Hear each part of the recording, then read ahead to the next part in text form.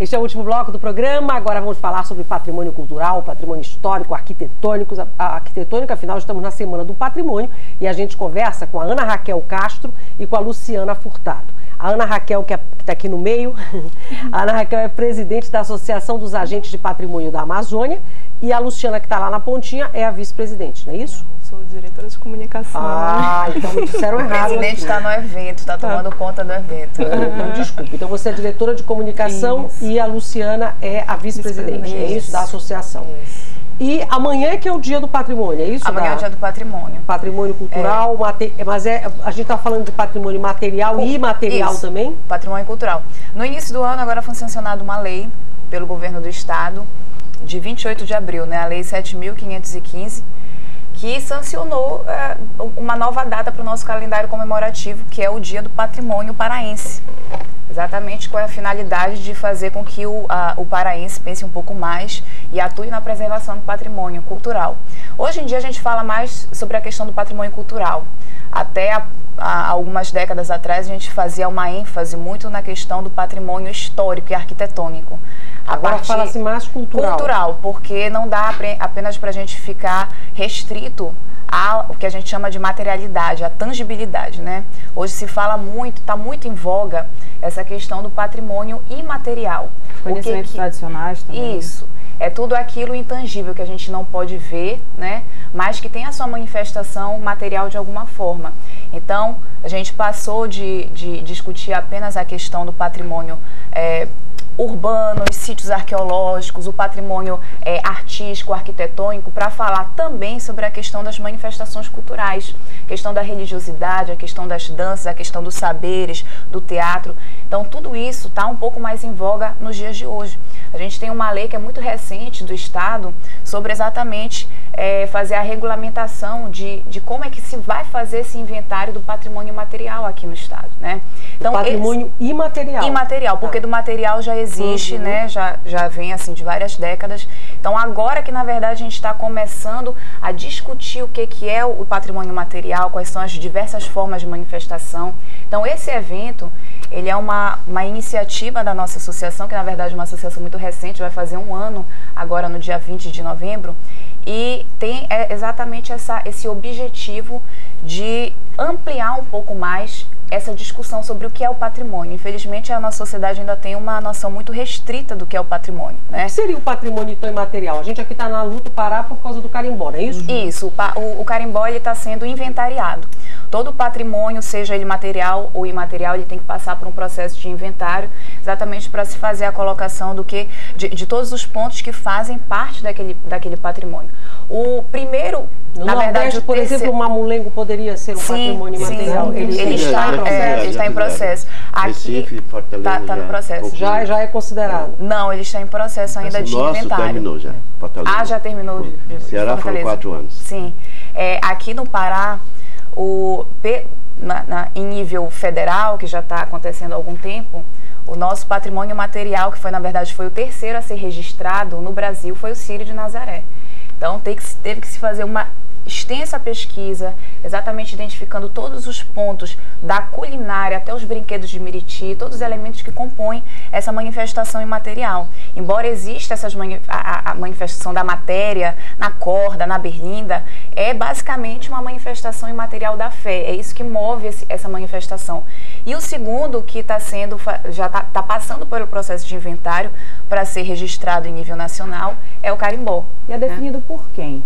O que deve ser considerado patrimônio material? Em geral, existe até um certo problema, né, nos nossos poderes públicos. Quem define são as 3 instâncias do Executivo. No nível federal, é o Instituto de Patrimônio Histórico e Artístico Nacional, que é o IPHAN. Em nível estadual, é a Secult, a nossa Secretaria de Cultura, via Departamento de Patrimônio Histórico.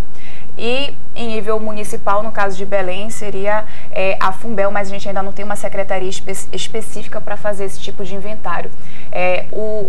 O que acontece? Hoje em dia, nós temos uma ingerência muito forte do poder público, principalmente da parte do legislativo, em fazer leis estabelecendo como manifestação cultural determinado objeto, determinado elemento. o que não é, digamos assim, a via mais correta. A via correta é que se passe por um desses órgãos, para que se passe por um extenso processo de levantamento, são técnicos especializados em patrimônio que tem que fazer isso, fazer com que a sociedade fale se de fato aquele objeto, aquele bem é importante, elas se reconhecem, é importante qual o valor para a sociedade, para a pessoa. E, a partir daí, eles veem esse processo de relevância, não é o técnico que vai definir isso é uma questão muito mais ampla. Aí, a partir daí, com a chancela, principalmente do IPHAN, da Secult e em nível municipal, se houver alguma secretaria especializada nisso, se faz o registro. O problema é que aqui existe algumas leis que são basicamente impostas, principalmente pela ALEPA, né, pela Assembleia Legislativa do Estado, que na verdade não tem valor nenhum. Vamos falar um pouquinho da Associação dos Agentes de Patrimônio da Amazônia. Aí a gente ouve um pouquinho a Ana Raquel, que está aqui também, né, Ana, para falar um pouco como é que foi criada essa associação, quando, quem são essas pessoas. A Luciana é vice-presidente e o trabalho de vocês qual é exatamente? Bem, a associação, ela surgiu no final do ano passado, nós vamos completar um ano agora, a partir de um curso de especialização em patrimônio cultural. Então, dois colegas de classe, que foram o Jean, que hoje é o nosso presidente, e a Verena, que é diretora de cultura, tiveram uma ideia, gente, não vamos nos restringir apenas ao curso. O que a gente vai fazer quando a gente sair, quando a gente terminar essa especialização? Então, tiveram a ideia de fazer uma associação, uma organização e levar essa ideia à turma, que foi muito bem aceita por nós. Era um curso de especialização que vocês estavam fazendo. Isso. Curso de especialização em patrimônio cultural e educação patrimonial, que é promovida pela FIBRA, já está na 3ª turma. Quem foi que organizou foi o nosso professor, o querido coordenador Renato Gimenez, que inclusive também faz parte do DEPAC, lá na Secult.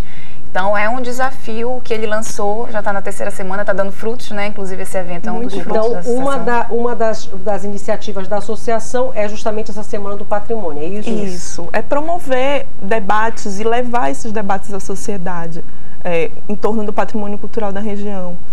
Também juntar forças, promover ações que levem a buscar uma melhor divulgação do nosso patrimônio, uma melhor proteção, cobrar até mesmo das autoridades políticas e da sociedade atitudes relacionadas ao nosso patrimônio. Vocês já fizeram alguma coisa na prática em relação a isso? Por exemplo, despertar para a valorização do patrimônio? Aí eu falo mais aí do patrimônio material mesmo, por exemplo, o imenso patrimônio arquitetônico que a gente tem em Belém, no centro histórico e tal. Já houve alguma ação nesse sentido? Olha, como nós somos uma entidade muito nova, nós promovemos um curso de elaboração de projetos culturais, que era justamente para atender essa parte, fizemos a preços módicos, justamente para atender essa parte da sociedade interessada, gestores culturais ou aquele que preside uma associação no interior do estado, a ter uma formação para poder concorrer aos editais, para poder saber lidar com o seu patrimônio.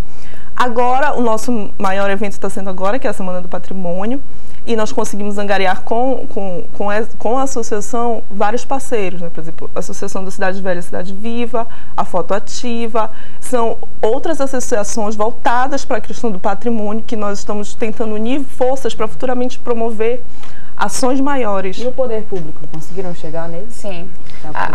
Aí tem a questão da proteção. O desafio é que nesse evento a gente una tanto o poder público como a academia e sociedade civil organizada. Tanto que amanhã vamos ter 2 mesas redondas exatamente falando sobre isso. A primeira, de sábado de manhã, vai ser sobre sociedade organizada e patrimônio cultural. E à tarde vai ser sobre políticas públicas.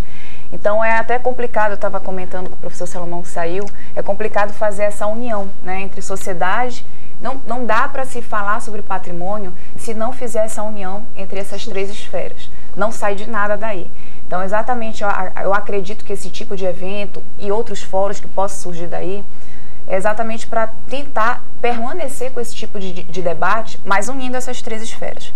E senão não sai de nada, a partir daí não sai nada. Então, além de ampliar esse debate sobre o que é patrimônio, a gente também está falando e batendo muito da tecla na questão da educação patrimonial. Porque né? Há que se ter uma mudança de mentalidade. Porque eu falar, a sociedade também tem responsabilidade nisso, uma mudança de mentalidade. Não adianta a gente achar... Não adianta só esperar exatamente. pelo poder. Isso que a gente quer deixar claro nesse evento. Como fazer essa mudança, Luciana? Passa pelas escolas?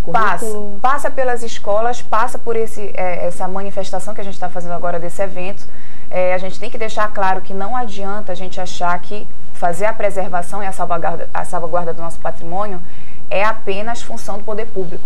A sociedade ela tem que se vestir, tem que se movimentar, fazer alguma coisa.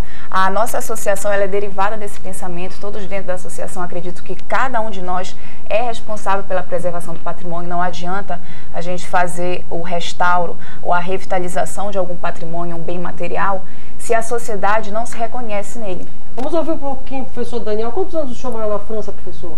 Eu todo 44, 45, mas eu estou no Brasil o tempo todo. 6 meses aqui, 6 meses lá. Mas a coisa do imaterial é interessante porque isso é uma ideia europeia, né? Como quase todas as ideias interessantes, às vezes dentro da arte que a gente traz para aqui, outras menos interessantes. Mas interessante, a Europa, e como eu participei em Fortaleza, no Ceará, são 4 anos nessa história, né? E começamos num momento onde não se falava muito ainda. A gente começou no patrimônio imaterial. Há quase 8 anos e só começamos a trabalhar há 4 anos, né? Porque foi difícil. Foi difícil por quê? Quando você começou a falar, já anunciou. Você tem um tríplice, são 3 poderes que vão decidir. Inclusive a Assembleia, né? Legislativa. Esses 3 poderes, ou eles entram numa relação... Trabalham juntos. Não digo nem trabalhar junto, porque não dá. Sabe, 3 poderes, nós estamos aí numa relação de não conhecimento da matéria. É gravíssimo você colocar 3 poderes que não têm conhecimento da matéria. As festas populares, ou como nós estamos falando aqui, o carimbó e tudo isso, são coisas que não estão em outras. O uísque é de outra marca. Por isso que o inventariado... Então, nós sofremos muito no Ceará. Porque um sabe do que o outro está fazendo. Não é porque são decisões de ordem legislativa. Mas não é por aí. O conhecimento é muito superficial. O conhecimento é muito superficial. É essa palavra. Obrigado. Aí de repente você tem que trabalhar com o quê? Como é que você pode fazer um trabalho sobre a questão do imaterial e ignorar sobre as forças potentes do Estado, considerando os grandes pesquisadores da universidade? Não existe. Eles não fazem política. Eles não fazem política. Então, já para colocar pessoas dentro das comissões, tem que ser políticos. Não funciona. Nós quase que morríamos em Fortaleza, no Ceará, com essa história. Que as grandes competências não são chamadas. Você vai querer um professor sério fazendo política? Não vai. Agora, não vai mesmo. Então, se ele for, é porque ele tem o conhecimento dele. Então, olha, gente, não dá para considerar que qualquer coisa seja imaterial. Sim. E depois, todas as consequências que vêm depois. Quando se torna imaterial, aí você vai ter, dentro da própria política, tudo é político. Portanto, cuidado. Você vai ter, inclusive, agora, você vai ser agora a pessoa, o dono do carnaval. Você vai ser o dono do carimbó. Está cheio de donos, né? E esses donos estão todos ligados a uma rede política. Micropoderes, pequenininho. É complicado, né? Aí, sabe, nós estamos com os efeitos perversos mais extraordinários no Ceará. Eu acho que valia a pena olhar um pouco o que os outros fizeram para ver se os políticos ficam no lugar deles. Não só no Ceará, aqui também a gente está tendo uma manipulação muito forte do patrimônio. Porque o que acontece? Nos últimos tempos a gente tem visto muito a Alepa, no caso, sancionar leis que vamos registrar a linguagem 9 termos como patrimônio imaterial do Estado do Pará. Mas que critérios foram utilizados para se estabelecer, para se sancionar esse registro? E o mais importante, não há nenhum plano, nenhum mecanismo, no caso do patrimônio material, para a preservação daquele bem, e no caso do imaterial, para sua salvaguarda. Então não adianta de nada fazer mas a gente teria que discutir com esse pessoal. Eu tenho que encerrar o programa. Porque, olha, nós estamos no finalzinho. Tem 10 segundos, eu vou correr, porque essa informação é interessante. Sabe o que aconteceu no Ceará? E no Brasil, e sobretudo na parte nordeste, houve a confusão todinha em relação ao cordel. Onde é que nós brasileiros vamos, nordestinos, estudar o cordel hoje? Em Montpellier. Onde é Montpellier? Na França. Por quê? Visto que não havia nenhuma organização a esse respeito no Brasil, um pesquisador francês que ficou quase 30 anos no Brasil, hoje tem o maior centro de estudos que não é possível estudar hoje cordel sem passar por uma perícia.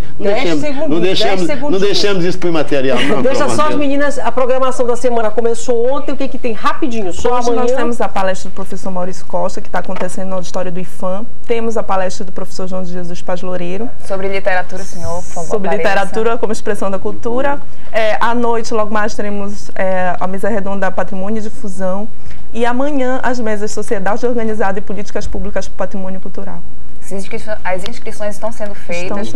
Quem quiser ir, é só a partir das 8 horas lá no auditório do IFAM, José Malcher, esquina com a Benjamin, e no auditório da Fibra à noite e amanhã, o dia todo, na Gentil Bittencourt, próximo à Generalíssima. Bacana. O André Cosi, pelo e-mail, está parabenizando a Luciana, viu, Luciana? Te deseja muito sucesso no evento, que é teu amigão aí que está te dando um alô.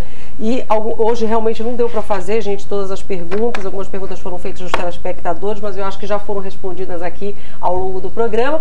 Eu vou fazer o sorteio do livro Festa na Cidade, o Circuito Bregueiro de Belém do Pará, que é do nosso próximo palestrante, que vai começar agora às 3h20 da tarde, Maurício Costa, professor doutor da UFPA de História. Que fez essa pesquisa sobre o Brega em Belém. Do doutorado dele. É a tese de doutorado dele, bacana.